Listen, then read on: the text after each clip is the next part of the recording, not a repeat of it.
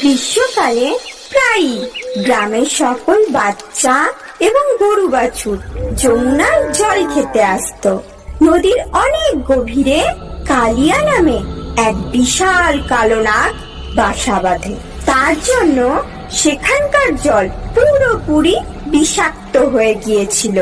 একদিন যমুনার জল খেতে আসা বাচ্চা ও গরু বাছুর অসুস্থ হয়ে পড়ে এবং সেখানেই পড়ে যায়। কিন্তু ছোট্ট কৃষ্ণ তাদেরকে নিজের দৃষ্টিশক্তি দ্বারা পুরোপুরি সুস্থ করে তোলে।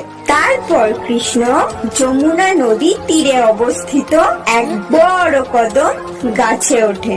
সে প্রথমে তার কোমর বেঁধে পালোয়ানের মতো লড়াই করার জন্য তৈরি হয়ে যায়। তারপর কৃষ্ণ যমুনা নদীতে ঝাঁপ দেয়। যখনই কৃষ্ণ জলে ঝাঁপিয়ে পড়ে যমুনা নদীতে বান এসে যায়। মনে হয় নদীতে কোনো বড় জিনিস এসে পড়লো। নদীর গভীরে কৃষ্ণ মত্ত হাতির মতো খেলতে থাকে।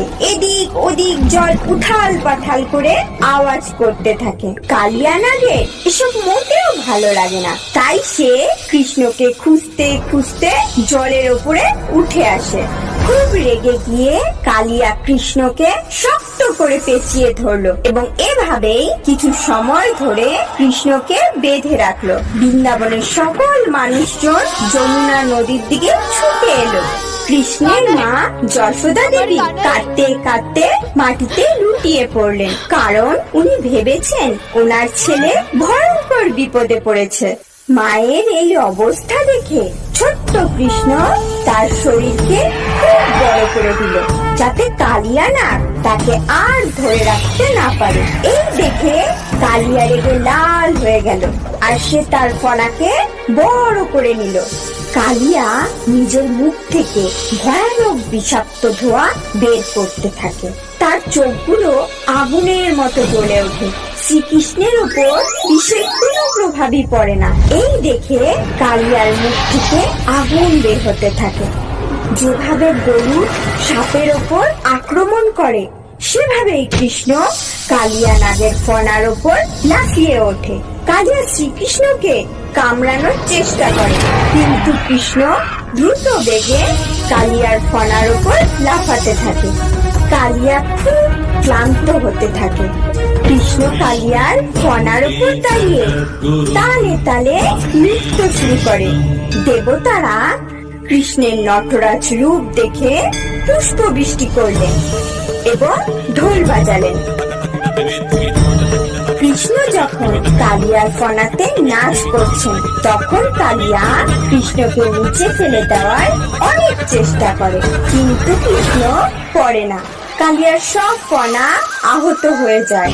বারবার কৃষ্ণ তার চরণ কমলের দ্বারা কালিয়ার ফনায় লাথি মারতে থাকে। কালিয়ার মুখ থেকে বিষ আগুন নির্গত হতে থাকে। শেষে কালিয়ার মুখ থেকে রক্ত বের হতে থাকে, কারণ ভগবান কৃষ্ণ কালিয়ার ফনাকে তার চরণের নিচে পিষতে থাকে। কালিয়া ব্যথায় ছটফট করছিল।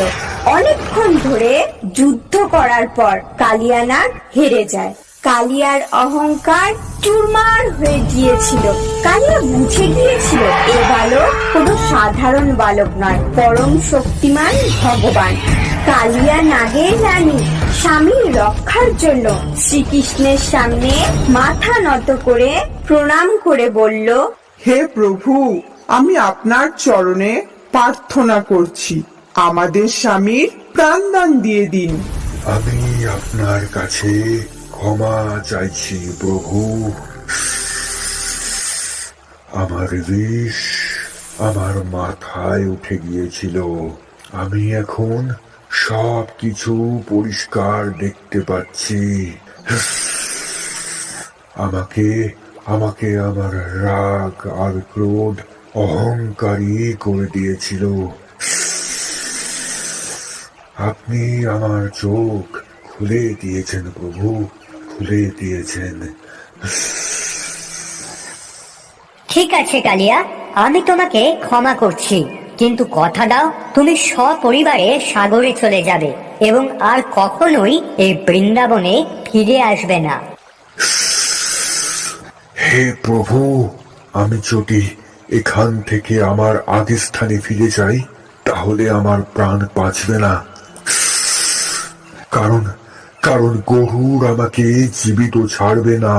এখন এখন আপনি বলুন প্রভু, আমি কি করব? তোমার মাথার ওপর আমার পদচিহ্ন পড়ে গেছে। গরুর আমার পরম ভক্ত। তোমার মাথার ওপর আমার পদচিহ্ন দেখলে ও তোমার আর কোনো ক্ষতি করবে না।